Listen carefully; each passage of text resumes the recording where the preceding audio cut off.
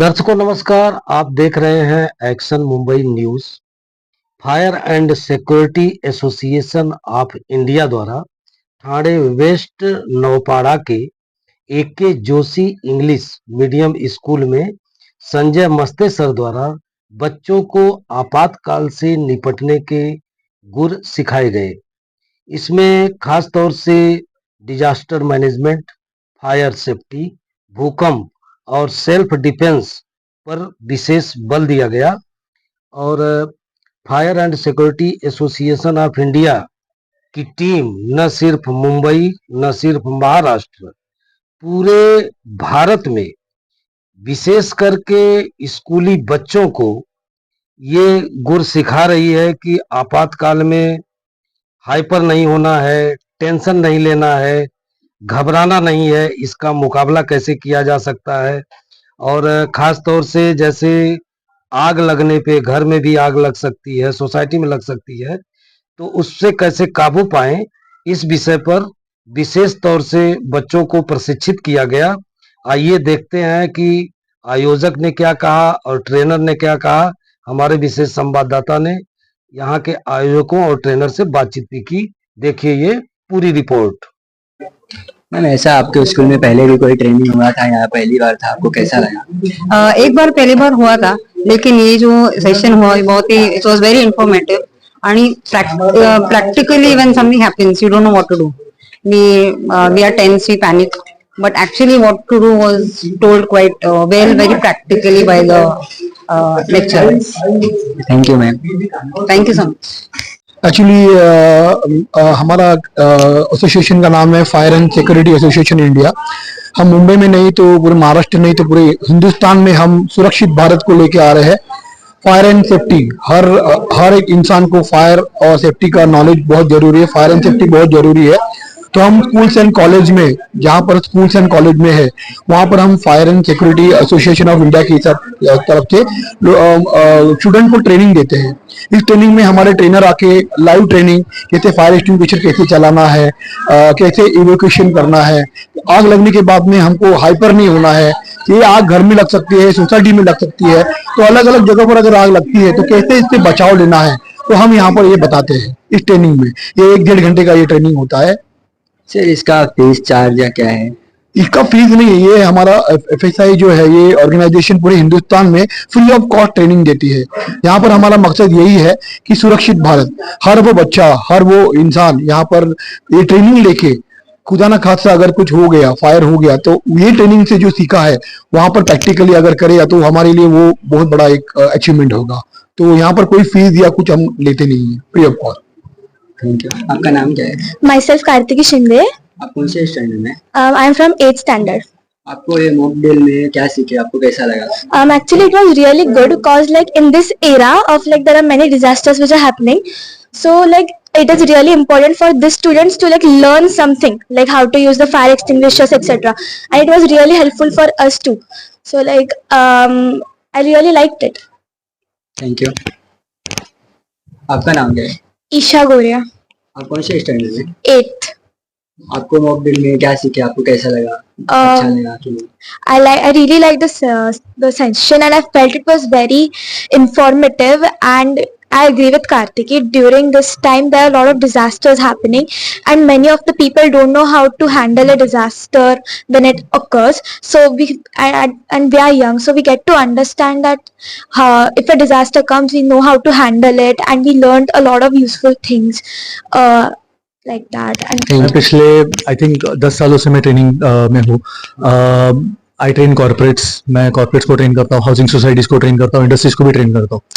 बच्चे लोगों के साथ ट्रेनिंग करने में एक मजा अलग आता है, बिकॉज बच्चों का एक जो एनर्जी होता है वो सही होता है.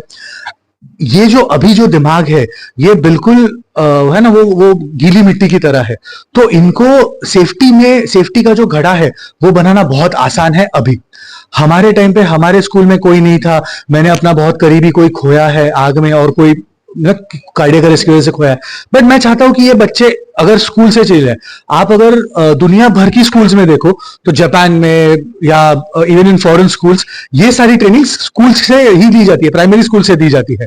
सो हम वो वाला जो कल्चर है वो इंडिया में डेवलप करने की कोशिश कर रहे हैं। पर्सनल एजेंडा ऐसा कुछ है नहीं उसके पीछे, बट मुझे अच्छा लगता है बच्चों के साथ खेलना, बच्चों के साथ रहना, and I think that gives me the pleasure for life, that is my passion and that helps me feel my heart, simple. Sir आपने मतलब बच्चे लोग ने सिखाया, ऐसा कुछ बदलाव लगता है, बदलाव आया है पहले से? पक्का आया है, क्योंकि बच्चों को सिखाने का मकसद ही हमारा यही है कि उनकी जो मेमोरी होती है वो बहुत शार्प होती है। अभी इस उम्र में वो जो सीखते हैं वो बराबर वो ध्यान में रखते हैं और उसका उपयोग भी ला सकते हैं, वो यही सबसे पहला मकसद है। दूसरी बात यह है कि हमारे यहाँ सिविल डिफेंस हमारे देश में है, और मैंने उनके जो प्रिंसिपल है कॉलेज के, मुंबई के, उनसे भी ये कहा था कि ये सब्जेक्ट स्कूल लेवल से शुरू होना चाहिए। तो उन्होंने मुझे कहा था कि ये सब्जेक्ट तो है, मैंने एक मार्कशीट में भी देखा था, लेकिन वो ऑप्शनल में है, जबकि ये सब्जेक्ट कंपलसरी होना चाहिए, लाइफ सेविंग सब्जेक्ट है ये, तो ये कंपलसरी होना चाहिए। और अभी बहुत फर्क दिखाई दे रहा है, ये तो एग्री करते हैं हम। अच्छा, thank you sir. Thank you.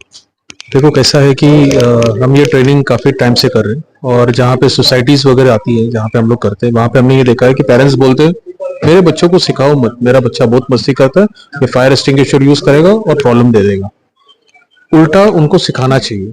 इसका रीजन ये है कि पेरेंट्स तो चले जाते हैं काम पे, बच्चे अपने स्कूल के बाद घर आते हैं, उनको नहीं पता होगा तो किसको पता होगा। उनको एक्सटिंग्विशर यूज करना जानना चाहिए, that is the most important thing.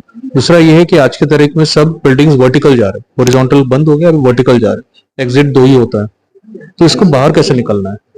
AC काफी आपने देखा होगा न्यूज में कि गर्म होने की वजह से आग लग जाती है, जिसकी वजह से आगे का आग प्रोपोगेट होता है, स्प्रेड होता है, तो आग का जो चांसेस है वो बढ़ गई है हमारे सोसाइटी में। तो बच्चों को नहीं पता होगा तो किसको पता होगा, बच्चे से ही हमें आगे प्रोसीड करना है ये चीज। So that is what my say is. Thank you. Thank you. वर्गामध्ये जायचं नाही. खाली उतरताना देवी त्या मुली आहेत त्यांना मी सांगतोय, फक्त आपण आज ते शिक्षक असं नाही की फक्त शाळेपुरतं मर्यादित आहे, हे तुमच्या संपूर्ण लाईफसाठी उपयोगी आहे. ठीक आहे. समजा तुम्ही बाहेर पुढे फिरायला वगैरे गेलात आणि तिथे आग लागली आणि तिथे जर तुमच्या पायामध्ये हाय हिल सँडल असतील,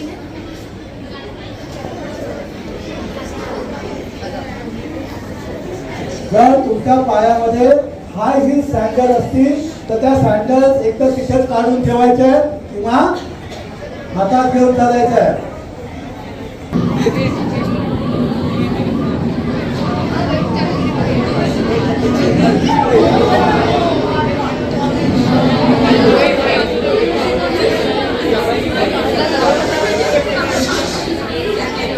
तिथे आग बघायला जायचं. अरे चल चल बालूच्या पिंडीमध्ये आग लागली, बघायला जाऊया. थांब थांब, जरा कपडे चांगले घालतो. उगाचच गर्दी करणार तिथे, आहे की नाही.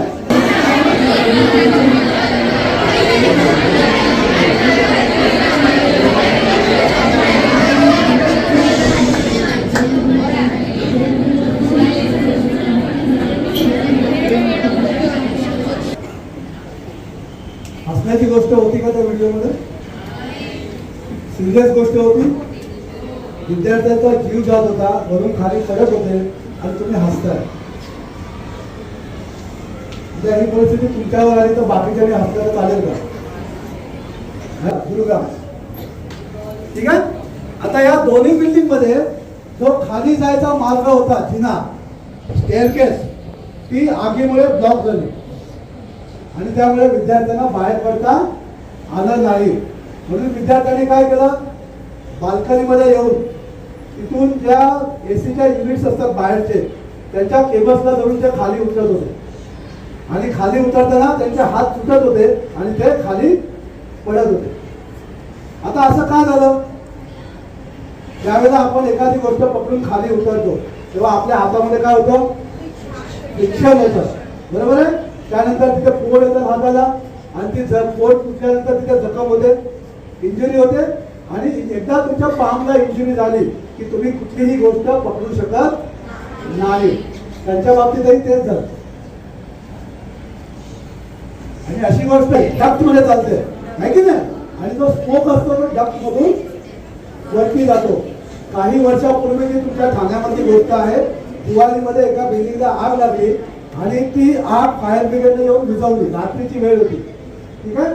आणि दिवाळीतले दिवस होते आणि फायर ब्रिगेडचा प्रोटोकॉल असा असतो की आग विझल्यानंतर तिथे 2 माणसं ऑब्झर्वेशनसाठी ठेवली जातात.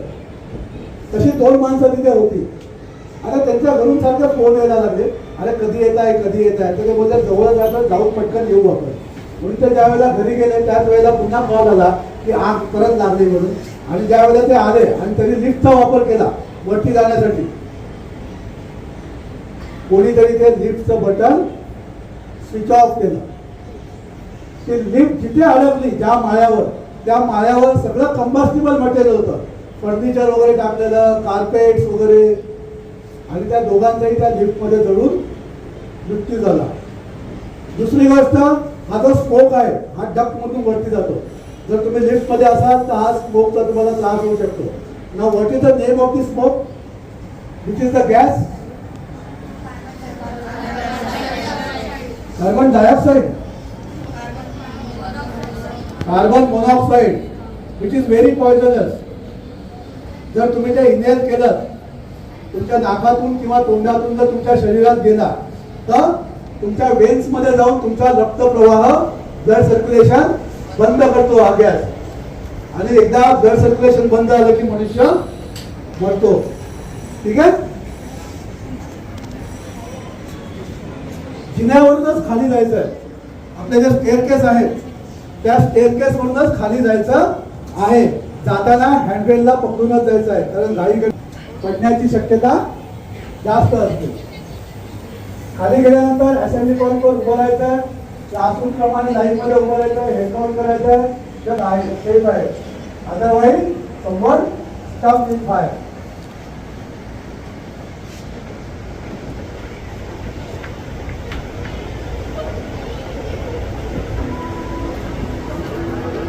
Metal fire,